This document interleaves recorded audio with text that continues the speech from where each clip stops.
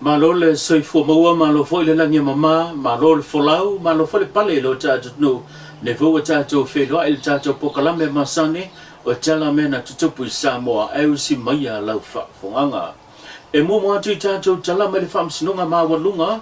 na ve bella fi na nga fa le tula fono ile mata upo tangi tau fa nga fa to singa fa la tu le fa nga palota ale tu malo fa le ali numero tasi le lo iluma nei le fam sinonga e pe ona sila fio le sona na fi le na so inai le mafu anga mo le taha sanga le vang fa fai le HRPP la to te fia au wai ai le mata upo e pe ona yai luma fa msnonga le na fa au watu wai le tangi la fionga tu loma lan selota la meko o le sa tau ba mo le vang fa fai le fu le HRPP mo le fanga panota e fa sanga i le o manu malo nei le tofio le tu malo le fionga tu lupe pulu munuko on semo o ia foi o le sui pa le mia o le malo Samoa. Na utasi fina ngalo o le fionga i le iloia Alex o lo o tulai mo le fionga tu lo mai fa pe foi le tamai ta iloia ya mero luia lo tulai mo to lupe o le tulanga o tala noanga po le ba fa tamali i le na taselo la o fina ngalo e toi fa o itu le mata upu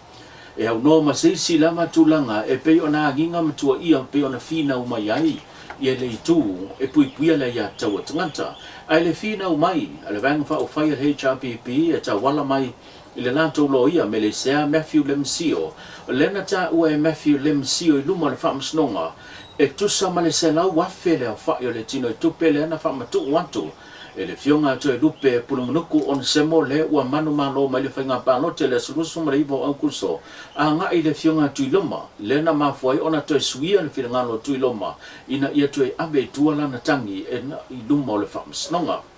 o lo te ena e ilo ia po le tamaita ilo ia fo i o lo tu lai mo i tu ia o sui o le tuma lo whale a lili numero tasi tua inga e pe ona fina o mai ai i le HRPP o lo fina malosi me le sea Matthew Lemsio ma le tua le HRPP e le te tau le whamsnonga ona toi whaui tua le mata upule nei ona o lewa iai whaamaoninga e to tolu mori mau o le tua le HRPP na tu la i luma o le whamsnonga ma fonga ina le lato mau tu fonga i luma o le whamsnonga i le nei mata upu e au fiai le sute tai o le vaenga whaupai le HRPP le fionga fontoe lua fasili pia la wofo le ana ia finau na iai le vetu na inga i le bao le fionga toi lupe pulu mnuko en semo ma le suia le HRPP le fionga tui loma lancelota la meko ma faa tu langa i se tasi o se leni le na mafuai ona toi suia le finangalo tui loma e faa maui tua lana tangi e faa pia foi i le mori mau tu fonga le fionga nambula ulu sambileota o i o le sui fai pule o le tuma lo faa sale le anga nua mare lua na ia pu e ina se tala noanga na ia fa longo ai o tala no pul mnuko ne semo le fionga le sui pa le mia fa pe foi ia le sui o le HRPP tui loma le na te fa ma ni ai sa mo fola tu inatu le tolu sfulu wafe e le fionga tu e lupe mo le fionga tui loma muli ane tu inatu le fitu sfulu wafe le na ta wala tu pe na mo atu le fa tua o le fionga wi inga sone leo lo ta ua le moli mau i luma o le whamsnonga. O foi i le moli mau le fai lau tusa le vang whaafai e pui puia le ia tau a tangata le fionga le ale pula rimoni a iampi. O lo ia tau li mai na ai nisi o mata upu po nisi o tala noanga i le teime re whono tanga le vang whaafai le ana ta ua e tui loma le wha mau i le tua le mata upu ona o tūlanga o se leni ma tūlanga i pe ona taselo la o finangalo. O lo tu mau le finangalo le tamaita ilo ia mero luio lo tu lai mo toi lupe fa pe foi Alex o lo tu lai mo le fionga tui loma e le ai ni whainga fa ala tua poni tupe na ma foi ona toi suia fai unga ai o tala noanga ma lienga fa antamari i le na ma foi ona toi tafola ua finangalo e toi fa mau i tua le mata upu paule nei o le tangi tau whainga palota leo lo so ina le temene nei ele maua mai se fai unga le whamsnonga e sa mele mata upu le nei le mata upu le tu ma lo fale ana lofi numero tasi le fo ua maua o le vahenga wha upwhai le HRPP leo lo i tua le nei mata upu leo ua wha awala tu pe tangi atua i se tasi o se tangata e au mau ma wha mau tu ma pālota i tu tono le tu ma lo fale ata numero lua a o le u fa ululan tangi fa sanga i le sui leo lo tu la i mai nei le tofi fai pule o ia fo le minister o fa msnonga le fionga fe sola e tu si upu a pulu tu ngamala leo lo o yai tu tono le tu malo a ana lofi numero tasi o nisi ne o mata opo leo manino i luma fa msnonga le a wai mai ai lea po tu antu leo lo tu la i mai le vaenga fa o fai pui pui la ia tau tangata le he JPP ma le fa naunga ina ia solo ia nisi non foa o le vaenga fa fai o le fa tua i le atua Samoa tasi inisi o tātou tala e uina tele ia fai tionga ma lafo foi ia le pua a nga i le fionga le teita i le atungunu o ia fo le li pale bia le sunga la le mali to le o te pola tai ba for Smith matua ia le ngata o le fionga le teita i le tua ngai tu le epa sa le mali le ngoi o lo saima abeima le tu le ia nga i le li pale mia malana fai nga malo e fa pe fo i le nga i o fia me na o mi mata a fai luma fa msnonga ma moli tu i sana tangi o lo i luma ne fa msnonga e fa sanga i le li pale mia pita ia ne na mai tawina le ese o le tulanga fa atamali o le finangalo le teita o le atunu le o ia fa ilo le pokalame na resenga tu stella le lato ftaliu mai o le lato fa nga malanga lena malanga tu i America Samoa o fa safu ai le se lendi e tu ina tu mo nisio va nga sa awai mtanga luenga fa ulunga mtanga luenga le malo pa pe ila tu sa awai le fa nga malanga le malanga tu ai mai se le ofo ina tu le so swani tu tupe mo le fionga tu le epa sa ile le malia le ngoi fa pe fo ile fionga fia me Naomi o se fa poponga le nei o le nei tala ya fa pena fo in tapena se fa soani eta wala tu ile ye fo isa ave ma pa de mi o tato malo sunga ya tu le por te te ile tu ngai te na fo ile fionga sa fa pito ya fia me ya wa mai fo in fa te u yo lea u fo i malanga manuia me uma pe on tau fa tel telatu mai sa fatino uma nei me uma la lol vanga tupel tato official treasury male lu se la lima su wa feta la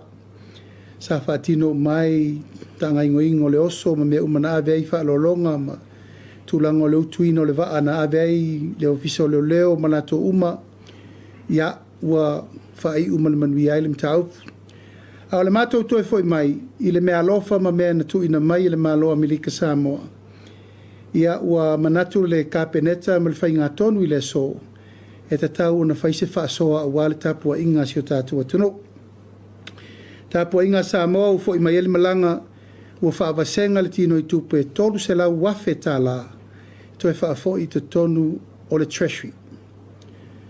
Malanga a toa ma le tupe na maua mai le mea lofa na mai Amerika Samoa whaafo i te tonu le tolu se lau wafe tā la ina ia mawhaina fsoasoani ai whaatupe ina o mo tātou mele nāt. Lena uvai atu na luse lau lima sifuru ren whatino. Ia leo whaafo i tonu luse le tolu se lau wafe. O lo ia ima le whaasilinga o le whanau nau ta inga. Ele umaita penanga o malanga whapenei. Ia ila vali tātou nunga le lei le whai atu matali mai a lo ia il whaapolpolo. Tātou me masani. O isi whaasilinga. Ea na whaasoa uma ile au malanga. Malato no nano to silatu to titi lava fitus for montupu lo viso le leo fa il pu malato umano ya mese fo ile paia ole kapeneta ya malma malu ministala ngolango fa urungo tanga luenga le malo malato umana malanga fa tasire nei malanga ya o yel telto nunga ya o la toni na patia ile tato fa mo e fa penal tato fa so fa sa mo pe afai ya i fo tulanga ya be per fa alo inisi fo isa tapo yatu lesa matu malanga male malul malo au matu manatu ya tapena se fa alo fo ya ave tato sui il fono sui tofia le fo wa mai ona fatea ya tulanga pala malo ya mastino i tupe walta po ingal vano fotolu e nga sui il fono sui tofia ya e fa pena fo ile fa soa wa nga ilava il tulanga lautele i tātou ala poptonga o lo iai le tausinga o tātou tinamata mamatua i mapu i whangalele. Mapu i whangalele li mawheta la, Monique vai lima, li mawheta la, mapu i purotu i savai li mawheta la, se nese lua wheta la, loto tau mawhai lua wheta la, Samoa Victim Support lua wheta la, ko Sena lua wheta la, no le alofa lua wheta la, Cancer Society lua wheta la, hia malamalama lua wheta la, o le Associate tangata e pō le vai lua wheta la, e no le vai lua wheta la. Ia, whapena fo ina ta pena le soasoani a ngai pe ie na o, e fionga le Minstyle Kapeneta, Minstyle Langolango, ia e meise fo i le tūlanga o lo fisa o leo atoa. Ta pena fo ia lato, pa oso ma mea nai se eleni tu i lato lima. Tala masina i le tato wha moe na whai. E masani i tau sanga te tasi le masina lavala nei, o na wha manatuina le aso wha vaal malo, e te te antu ai le tūlanga o le wha mai, o wha ingoina o le HIV/AIDS. I Samoa lava ia to se fulu ma le lua le whai o tangata nuu Samoa, leo loa a fia i le wha mai le nei o le HIV/AIDS. Ma o se tasi leo vaenga e pe o na iai le sao ninga, sa whatau teia i le neiva yaso, e te te antu ai ma tūlanga wa o onga, ina ia la patai ma a o tuai i le mamanu tele le atunu e maisa tupulanga televau, ina ia alo sa ma le tūlanga o whainga a inga le mama, o i le mafua anga le tūlai mai o le whapitauli po le ngasa nei o le HIV/AIDS. O le minista o le mtanga renga soifua maloloina le fionga bao alo fipo o ia na sau noe le sau nonga ami i lea sau ninga tāua. O iaila se pōlenga mo Samoa o no loo malosi whemlanga inga i le vāo atunu nei e lua. E mawhai o na awhiai le tangata i le vairasi o le HIV. Ai e leo si la fia e lea tangata. Vangana ua whai se su enga e wha mao ni ai ua mau ai o ia. O nei si ama vairasi e pipisi on usua inga tu low lava lo ngutu male afi. O nei si ama vairasi e pipisi ona o tu langa whapea. I le anga nuu ma le wha kerisiano si o tātou nuu, tātou atu nuu o Samoa. E tapu mai sea o na tau tala ina atu ma whaasoa ia tūlanga ma ia talanoanga o na e mafua o le ava ma le whengalenga le ai. O le watu ina mai se pepa o whamtalanga mai le kampani vālele le Samoa Airways e tawala mai le fionga le ofisa sili po le lipule whawo o whatu tielu e lapata ina mwhautua ina ile mamanu o le atunuu o se tūlanga tau whaawalea ma le moni ma le sao ia whasalalanga lo a nginga i lunga o penga ta whailangi o lo ta ua ai ia le ngoa kampani Samoa Airways e whape maua se tino i tupe se fulu wafe ta la pe a whai e sao le tūlanga o pesili e talina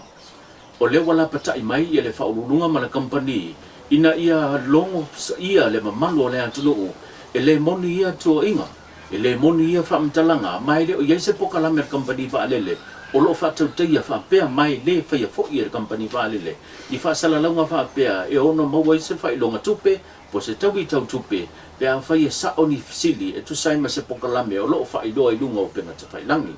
o le tasili nei o mata upu ua salalau i lunga o penga te whailangi o lo wapea na share solo e le manu le atunuu ma ua avea matulanga o whaasese ai nisi o le atunuu ma o la tau a ngai ai e tau muli ia whaasalaunga a tonu e maua mai se se leni.